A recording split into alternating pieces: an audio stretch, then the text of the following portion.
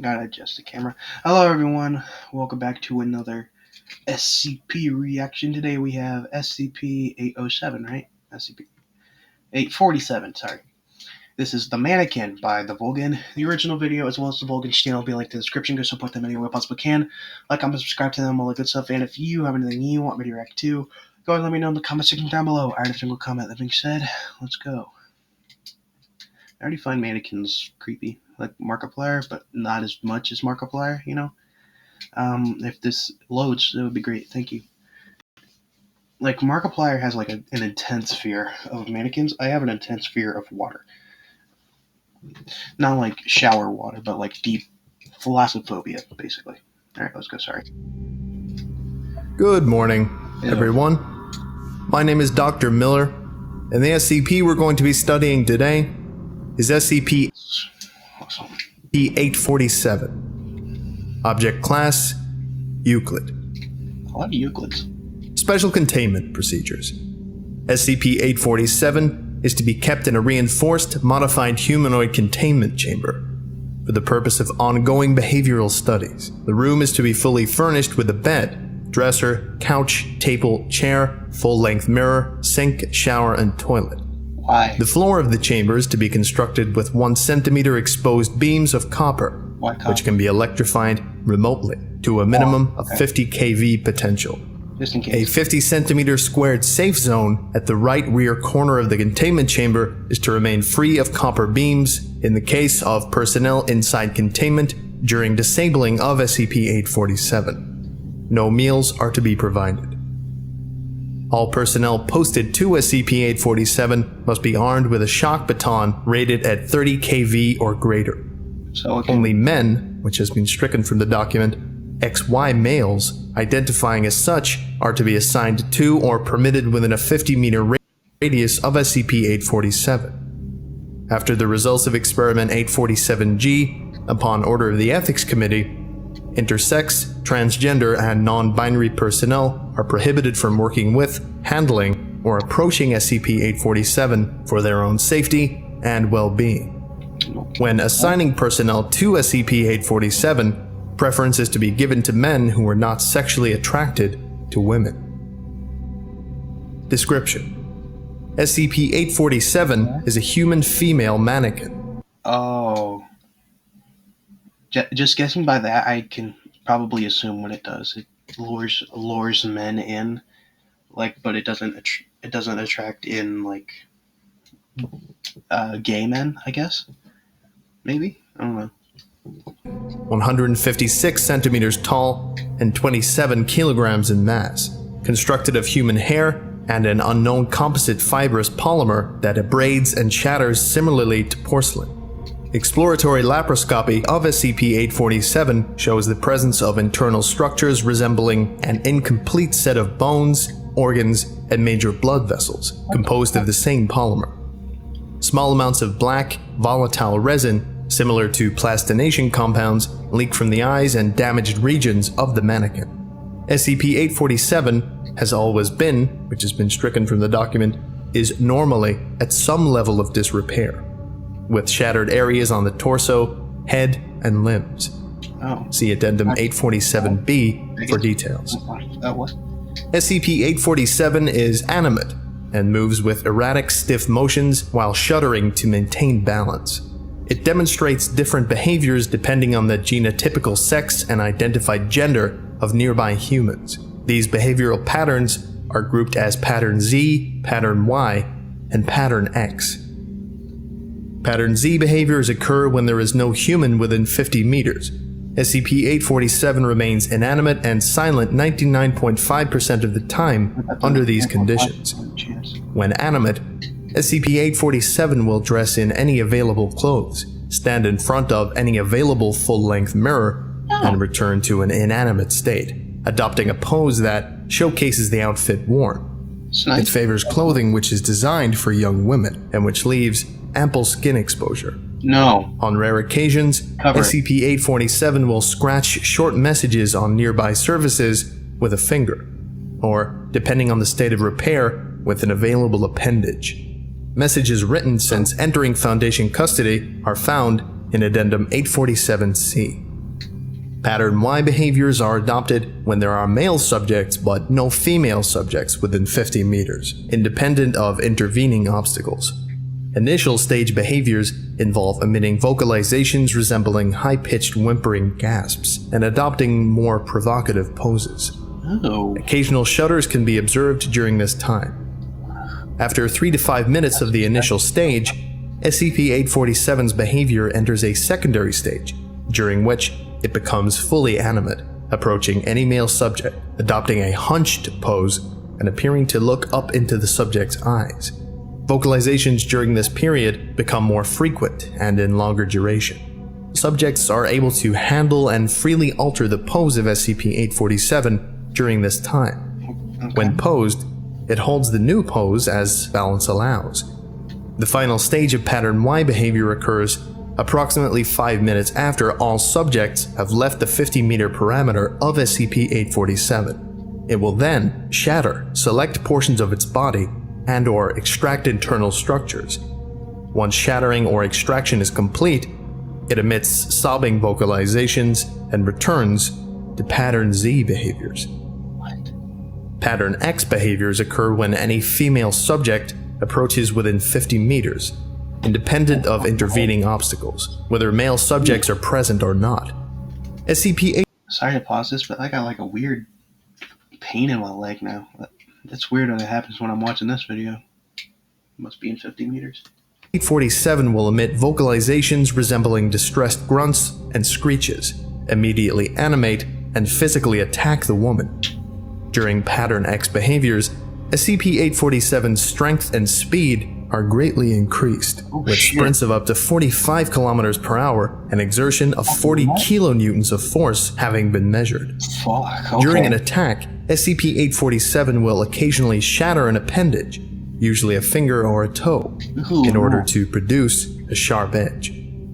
Furthermore, plastination resin is released from its eyes, mouth, and shattered sections of its body.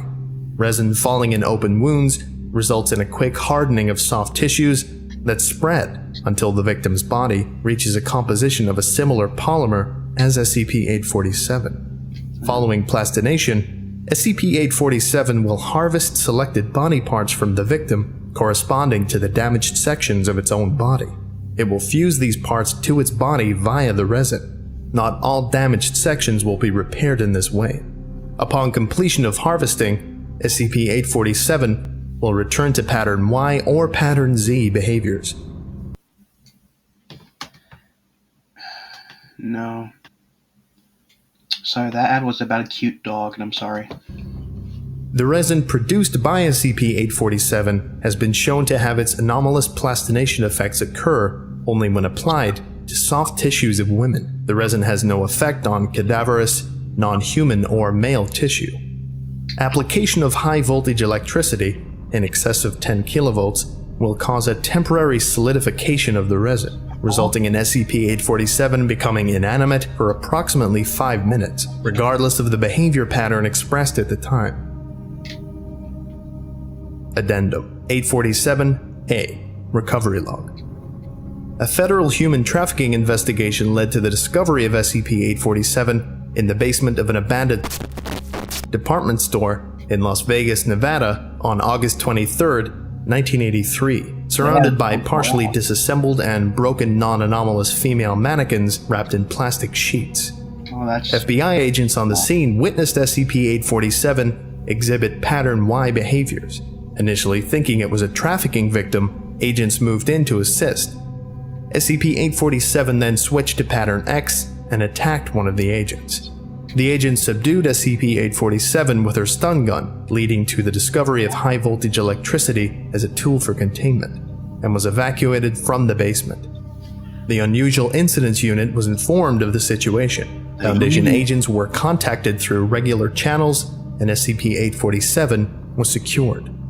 Despite signs of human habitation, the trafficking victims were never found. They're the mannequins. Addendum 847-B Shattering Event Log. Notable shattering events are listed below. Due to the shattering and harvesting behaviors of SCP-847, it has significantly altered appearance since entering Foundation custody. See photos and log for different stages of I mean, completion. it does put on different clothes, so I'm Date. assuming it changes hair too. August 27th, 1983. Description of event. SCP-847 shatters chest after researchers leave containment. Researchers' notes. Researcher was heard to verbally note unrealistic proportions in the containment chamber during initial placement. Researchers are advised to avoid any verbal commentary regarding SCP-847 while in the containment chamber. Replacement harvested September 12th, 1983. Okay. Date: May 14th, 1984. Description of event. SCP-847 shatters nodes after Experiment 847-E with D-8334. Researchers' notes. As part of regular testing protocol, subjects are not informed of SCP-847 shattering behavior after the subject leaves the containment chamber. See partial debriefing interview below. Is there anything about the appearance of SCP-847 that you particularly noticed? You mean, other than being a living, breathing mannequin? Well, her nose looks funny. You know, how those nostrils just flare out like that.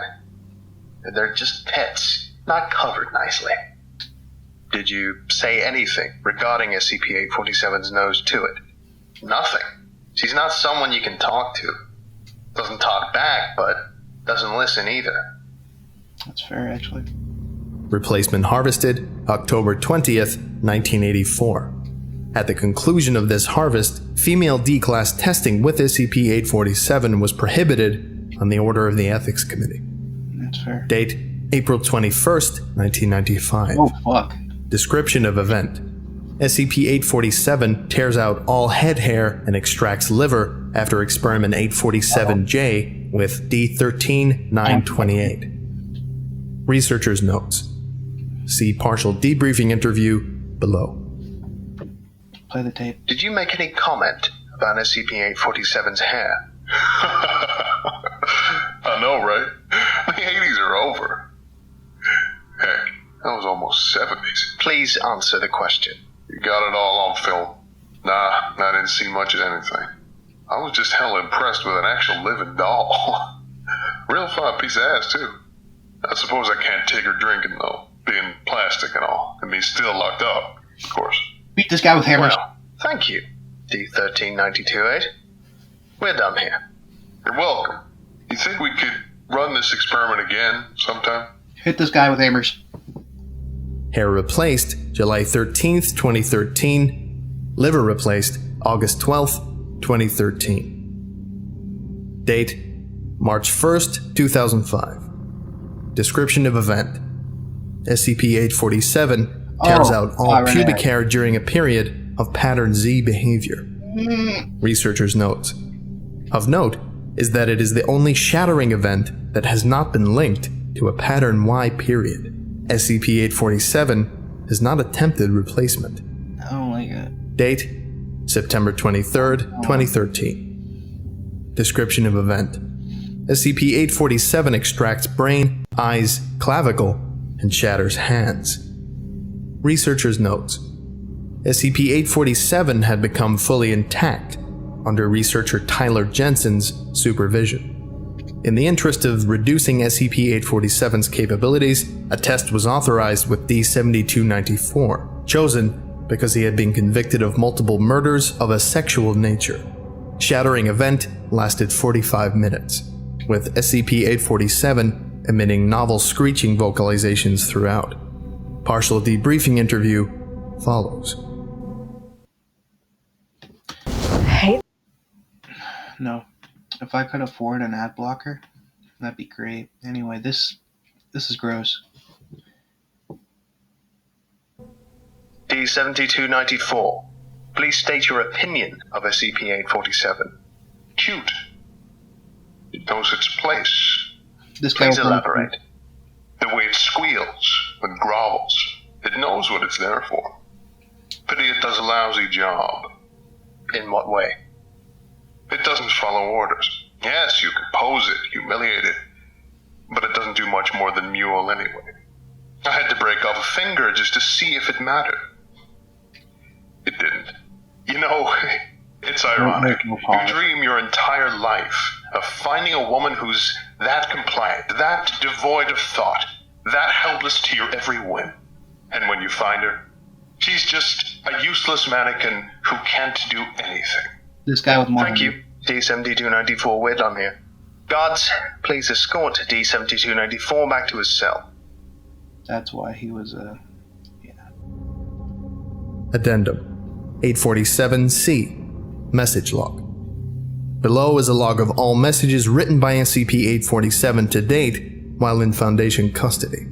Attempts to communicate with SCP-847 have met with failure.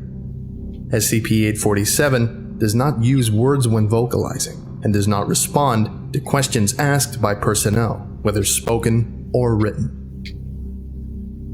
August 25th, 1983. Come back. October 13, 1984. I can do better. March 9th, 1986. Where are you? May 18th, 1988. Where is my prince? July 21st, 1990. I can change. October 5th, 1996. You can own me. February 12th, 1998. You are my master. Why do I feel sympathy? June 8th, 2001. Don't leave me. April 25th, 2004. Whatever you want. April 15th, 2009. 1979 to 2009. April 16th, 2009. Too old. April 17th, 2009. The next I can be young for you. 3 days in a row. December 3rd, 2011. What's wrong with me? March 8th, 2013. I'm sorry I'm worthless. August 31st, 2015. Daddy, I'll be good. Fuck. Holy shit. Okay, I think that about does it for today. Yeah. Thank you all for listening, if indeed you still are, and you are all dismissed. Just know something. Goodbye. Fucking. Okay, Miller. Fuck. Okay. Damn. Kind of felt sad. Like, what it does is disgusting, but, like, fuck. It's sad. Did not expect to feel sad. Anyway, the original video as well as the Vulcan's channel will be linked in the description. This one, I don't even know what to say about this one.